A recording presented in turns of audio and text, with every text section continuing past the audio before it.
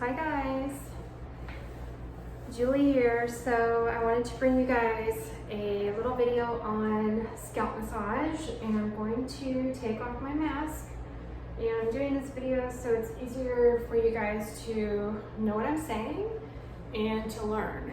I put on a little lip gloss. That's probably a bad idea. I'm in a closed room at work, and I've been doing videos all day, so I feel like I'm about to lose my voice literally all day. It's almost 4 o'clock. I've been doing it since 8:30. So yeah, for you guys, for my new hires, for some other stuff. So yeah, good times. All right, so Donald asked me to do a class on scalp massage, and I don't know where to look. Scalp massage and hand massage, because we're not doing a whole lot of face work right now because we have to wear gloves. It's gross. Nobody likes the feeling. I've had one person since May ask me to do face massage, and that was for TMJ. And I tell you what, if you don't do that first, like before you put oil on or work on anything else, you cannot get gloves on.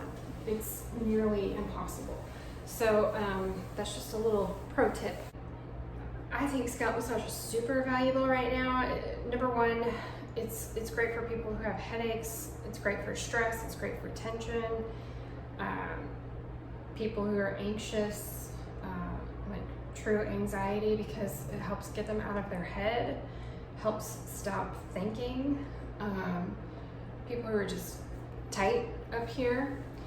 Also, right now, in particular, people who are wearing masks with ear loops, which are most people.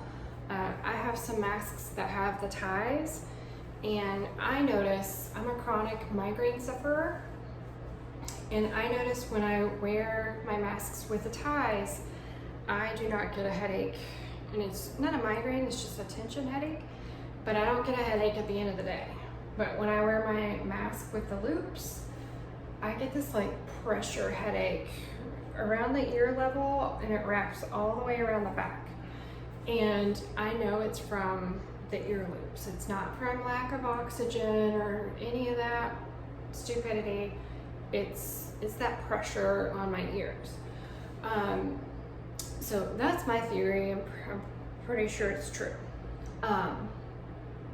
So scalp massage is a great way to get all of those little temporal, parietal, occipital muscles really loosened up and alleviate a lot of that pain, okay?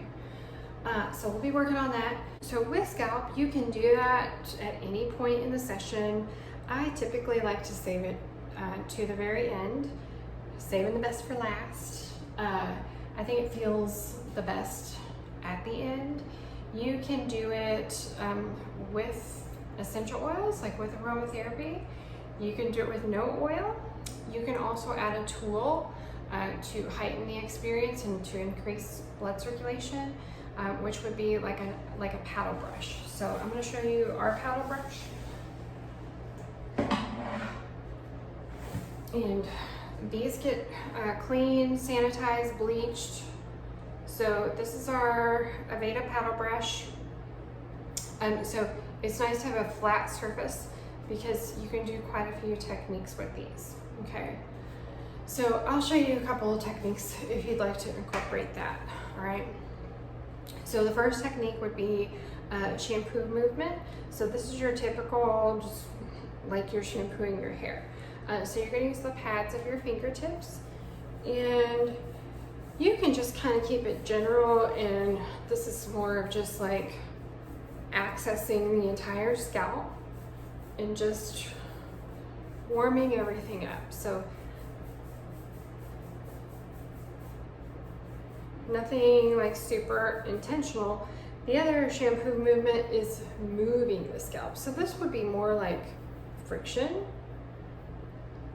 And there are some clients who they don't like scalp massage because they don't like the sound of their hair moving. So this would be a better alternative to the first method of just moving the scalp, because you can't really hear it as much. So if you're just moving the actual fascia and those little thin scalp muscles over the skull, that's going to be really effective for breaking all that up anyway. Okay, so do that. A nice way to work the scalp is to move from kind of faster pace to slower pace to faster pace to slower pace, because you trick the nervous system into this kind of ocean wave effect, and it kind of lulls them into a deep state of relaxation. So we're going to move into a really slow technique, and this is using acupressure points. They're called marma points, so these are Ayurvedic pressure points. Ayurveda is a 5,000-year-old healing tradition from India, and so these are basically India's version of acupressure points, okay? So the first one is, and I'm going to use the Sanskrit name for them, and there's 5 of them. So the first one is called Samanta 1. So this is going to be right at midline, and it is 1 finger's width past the hairline. If they don't have a hairline, just guesstimate where that would be, okay? But it's going to be kind of right in front of the ears. So yeah, right in front of the ears. So that's Samanta 1. And usually what I'll do is I'll either hold kind of intentional light to medium pressure, or I will do slow, tight circular friction. I just realized you can't see what I'm doing.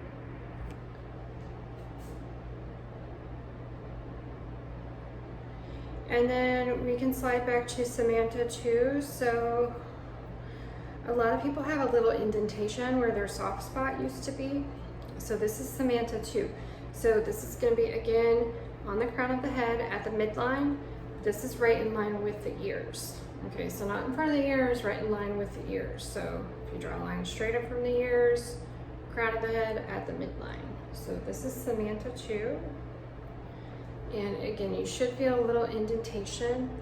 And these points, you're probably going to notice, oh, that's a little tender. Acupressure points generally you feel something. I feel it. Okay, and then number 3, I want to turn around. It's called Adipot. Adipot. And if you palpate the external occipital protuberance on the occipital ridge, you come up 1 finger's width onto the base of the head. Oops, I just slipped. So that's Adipot right there. You know, that's the only one I don't, there's a little tiny indentation right there, but I didn't really feel too tender. The more I work on it, I guess the more I feel it, but it's not tender like the other 2. And then number 4, this one is hard for me to show you because it's all covered by hair. But if you slide posterior to the ears into the hairline, if you just kind of come back into here, if you just kind of slide your fingers with light pressure, you're going to feel all these ridges, like lumpy, bumpy. Most people do. Some people are very smooth. I realize I would not look good bald, probably. So if you just kind of feel along there, it's about 2 fingers width back from the hairline, so toward the occipital area, and it's right in one of those ridges, the deepest ridge. So this is called utskepa. This one is super effective for headaches, mask headaches, migraines, tension headaches.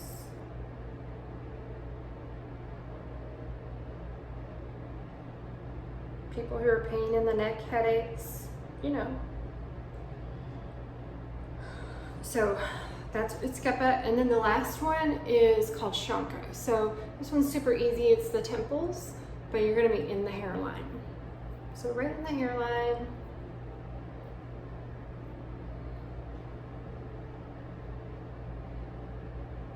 So when you're working on your client or your guest, you'll hear me refer to the client as guest quite a bit.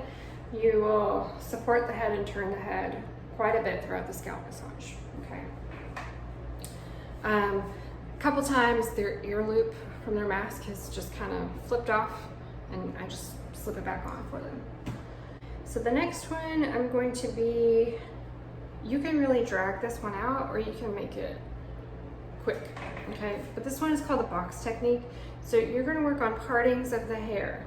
And the reason that we part the hair is so you can see what you're doing. Some people's hair does not cooperate. So I'm gonna use my fingertips, but typically I use my thumbs, okay? It just doesn't work with thumbs right this angle. So I'm gonna push together in one direction and I'm gonna box it in the other direction. So it's almost like an X or a cross, and you're just coming in from the outside to the middle.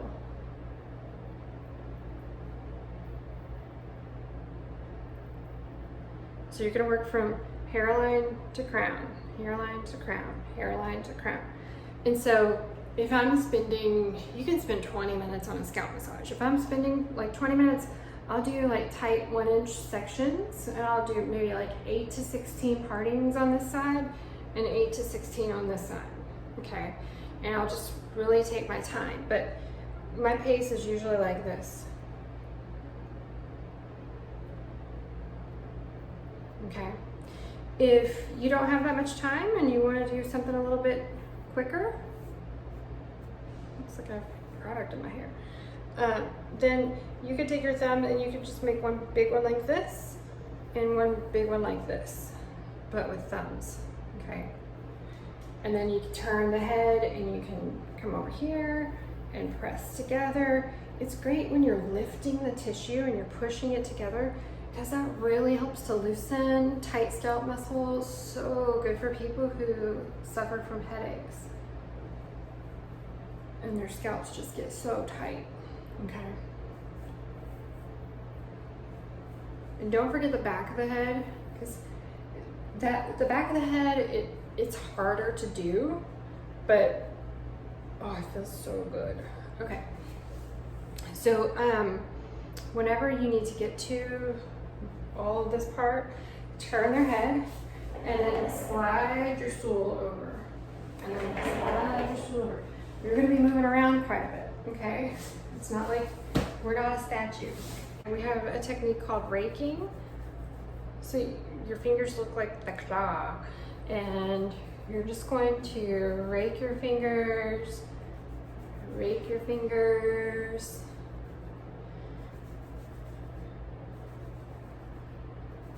And we're preparing for the brush. So with a brush, what we're gonna do is you can brush. There's several brush techniques. I'm gonna show you all of them, okay? My hair's probably tangled. The purpose of the brush is not to, we're not over here brushing their hair. It's not a sleepover, okay? Good hair. The purpose is to stimulate the scalp, all right? So I'm gonna brush my scalp in different directions, because at home, I don't brush my hair in this direction, typically.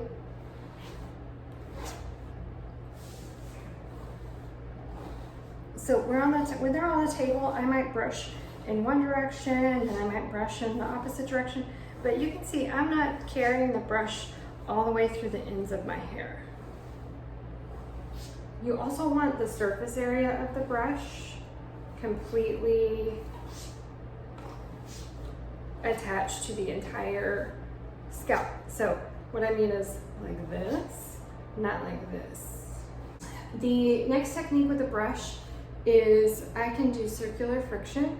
So I'm just going to take the brush and press in, do a nice big circle. So the trick is a nice big movement with the brush, and it's a good firm pressure, and pull out. So, but it's not like this. That just feels like you're in a hurry and it kind of hurts. So, slow, big circle. And you might be hearing like the air coming out of the brush. That's a sign that you're doing it right. Okay. You can also hold the brush like this and do it like that. Okay? The next technique is scratching an itch.